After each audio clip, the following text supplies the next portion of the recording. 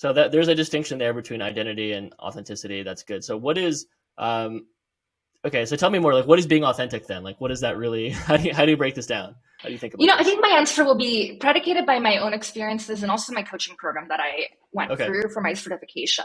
I think there are certain basic questions that I have had to learn to answer for myself, and I help clients all the time answer. Um, some of the most basic ones are just being able to identify, like, what are your needs? That is like Mm-hmm. a really big one that I think an average person might struggle with really being able to kind of Mm-hmm. name what are your needs in a situation or in general. How are you Mm-hmm. feeling? That's a really huge one. Even when I work with clients, you think that people can name their emotions, but it's actually a hard one if you haven't had practice in that.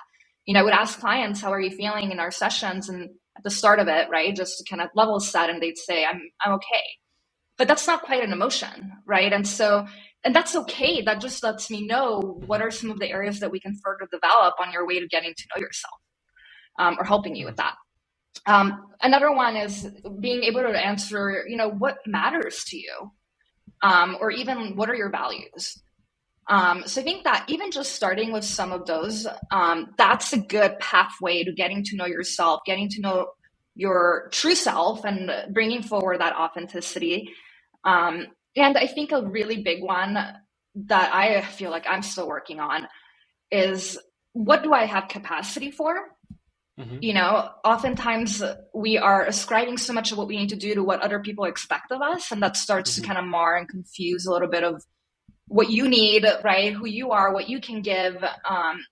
And so that's a question I often come back to as well. It's just asking myself, what do I have the capacity for? And being honest about that and being able to kind of work from there. Yeah, so there's a lot there, right? So it sounds like there's almost these questions that you would ask yourself. So I'm trying to think of like a specific situation where something has happened, maybe at work or maybe in an interview, like whatever, and then you're trying to figure out, okay, am I being authentic Mm. in this situation? And then the questions that you just put out there, like what am I feeling, and all these others, those would be sort of the answer, or help you answer the question, am I being authentic right now, or am I sort of trying to cover something up, or maybe being a bit fake in the situation because I'm nervous, or whatever. So Exactly. do you have any like, I know you've coached a lot of people, are there any, I know it's hard because like I'm trying to ask for a specific example, I know you've got hundreds, but then to think of one on the spot is a little I bit know. I'll challenging. try my best. Like is there anything like that you can think of where yeah, just like a normal example of maybe you're coaching a client, and then trying to figure out if this interaction was authentic, and they're trying to like piece it apart, like how would you approach that? Some of my favorite ways to do that in my coaching is actually sometimes directly in my session with the client about our Yeah. coaching, you know, um, and one that maybe, and I don't know if this will be the perfect example. It's just the first one that pops into my mind. Yeah. I had a client that was telling me about work problems Mm-hmm. that they were having at work, right? And they were just going on and on and on.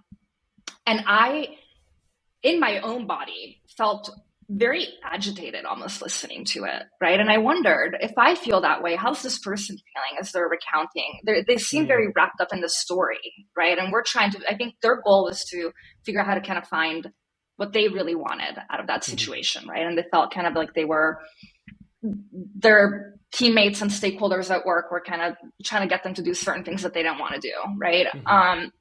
And so as they were like telling me the story, I actually kind of paused in that moment and said, "Hey, like, I'm so sorry, I just want to pause for a minute. And, as you're telling me the story, here's the reaction that's bringing up in me. I'm Mm-hmm. feeling very like agitated. And I'm wondering, how do you feel Mm-hmm. right now?" And they paused for a minute, and even just creating that pause for a second for us to actually kind of like hear like what our body might be telling us for what we're really feeling, right? Our bodies are so knowledgeable. Mm-hmm. And she was like,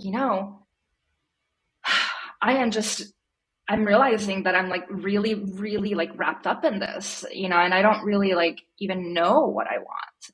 Mm-hmm. And so that, even just creating that space for them to like realize that, then it's like, okay, then let's talk about that, right? Like, how did that situation make you feel? And starting with the emotions, I think, can create a little bit of that roadmap to get out of the story and more into what is happening for you, what's your experience,